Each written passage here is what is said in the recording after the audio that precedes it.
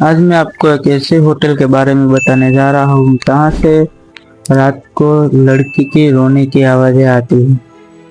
वहाँ पर बहुत डरावनी और आधी रात को एक लड़की की रोने की आवाज आती है। अमन नाम का एक लड़का था। उसे अपने बिजनेस के सिलसिले में जयपुर जाना हुआ। जयपुर में उसे 2 दिन का काम था तो वो 2 दिन रुकने वाला था। उसने जयपुर के एक छोटे से होटल में 2 दिन के लिए कमरा लिया। रिसेप्शन से चाबी लेके जब रिसेप्शन पर गया तो रिसेप्शन ने उसे 203 नंबर के कमरे की चाबी दी। वो चाबी लेके अपने कमरे में चला गया। करीबन आधी रात हुई, शायद 2-3 बजे होंगे। तभी उसकी नींद अचानक खुल जाती है। अमन को एक लड़की की रोने की आवाजें आती है और लड़की बहुत सिसक के रो रही है, जैसे किसी लड़की को दर्दनाक मौत दी गई हो। ऐसे लड़की की रोने की आवाज आती थी। तभी अमन अमन रिसेप्शन पर कॉल करता है और उसे कहता है कि यहाँ पर क्या हो रहा है, किसी लड़की की आवाज आ रही है। तभी रिसेप्शन वाले कहते हैं, आप अभी कमरे से बाहर मत निकलना, सुबह बात करेंगे, सो जाइए सर आप। ऐसे सब कुछ रिसेप्शन वाले बोल देते हैं। अगली सुबह जब अमन जाता है रिसेप्शन वालों के पास, तभी रिसेप्शन वाले उसे पूरी घटना के बारे में बताते हैं। 4 साल पहले एक कपल आया था, मतलब बॉयफ्रेंड गर्लफ्रेंड थी। रिया नाम की लड़की थी। उन्होंने ये 203 नंबर का कमरा लिया था। अभी वो इसमें होता है कुछ ऐसा कि वो उस लड़की की दूसरे दिन वहां पर होटल में मृत्यु हो जाती है। पुलिस आती है और उसका बॉयफ्रेंड वहां से भाग चुका होता है। पुलिस उसके बॉयफ्रेंड को कई जगह पर ढूंढता है मगर उसका बॉयफ्रेंड हाथ नहीं लगता है। तो तभी से सभी लोग बोलते हैं कि वहां पर किसी लड़की की रोने की आवाज आती है। अमन ये सब सुनकर हंसने लगा। उसे लगा कि ये सभी लोगों को डराने के लिए ऐसा बोल रहे हैं, मगर अमन ऐसी चीजों में मानने वाला लड़का नहीं था। वो हंसता हंसता बोलता है कि आप सभी को डराने के लिए ऐसी बातें करते हैं। तभी रिसेप्शन वाले कहते हैं, सर आपको मैंने जो था वो बता दिया, अब आपकी मर्जी। तभी अभी एक रात रुका था। अभी अमन को एक रात निकलना बाकी था। उसे थोड़ा थोड़ा डर तो लगा था पहली रात पर, और अमन ने कुछ ऐसे मगज में नहीं लिया।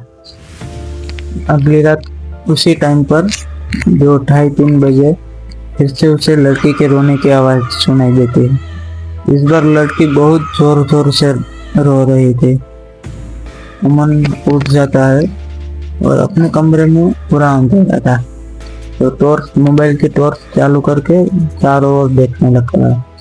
अमन को उसके बाथरूम के साइड पर एक लड़की की परछाई दिखती है जो कूद कूद कर रो रही होती है। अमन ये देखकर दंग रह जाता है और वो बहुत डर जाता है। अमन का पूरा शरीर कांपने लगता है। कुछ सेकंड बाद वो परछाई गायब होने लगती है। अमन सुबह वापस से रिसेप्शन पर जाकर झगड़ा कर देता है, आपके पास ऐसा होटल है तो आप इस कमरे को लॉक क्यों नहीं कर देते, लोगों को देते क्यों हो डराने के लिए। और अमन पुलिस को भी खबर कर देता है। वापस से पुलिस होटल आती है। होटल आते ही वो पूरा वापस से उस केस की जांच शुरू कर देती है। तभी उसके सामने ऐसा एक राज सामने आता है पुलिस के इन्वेस्टिगेशन में कि पुलिस को पता चलता है कि उसका जो बॉयफ्रेंड था उस रात क्या हुआ था। उसका जो बॉयफ्रेंड था उसके बीच और रिया के बीच में, दोनों के बीच में झगड़ा हो जाता है। बहुत ही भयंकर झगड़ा हो जाता है। और झगड़े में उसके बॉयफ्रेंड उसका नाम था विक्रम ने रिया के ऊपर चढ़ जाता है और उसका गला दबा देता है। गला दबाते ही थोड़ी देर में रिया की मृत्यु हो जाती है। ये देखकर विक्रम बहुत डर जाता है और वो वहां से कई दूर भाग जाता है।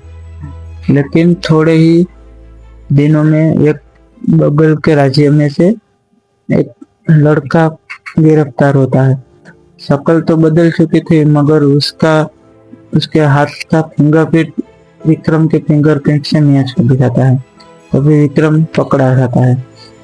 विक्रम पकड़ा जाता है, फिर उसको रिमांड में ले जाते हैं। वहाँ पे वो सब कुछ कबूल कर लेता है कि हाँ, मेरे से रिया की मृत्यु हो गई मुझसे ही। उसको उम्र कैद की सजा मिल जाती है बाद में। अभी रिया अभी भी उस होटल में ऐसे ही घूमती है और रोती रहती है। वो अपने साथ जो जुल्म हुआ उसका इंसाफ मांग रही है, मगर आज भी उसको कुछ भी इंसाफ नहीं मिला है। वो होटल है जयपुर के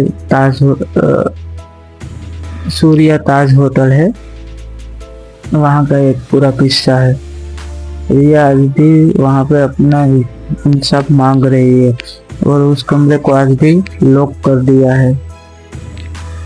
आपको ये रियल कहानी पसंद आई हो तो वीडियो को लाइक कर देना, चैनल को सब्सक्राइब कर देना। मिलते हैं ऐसे ही अगले वीडियो में।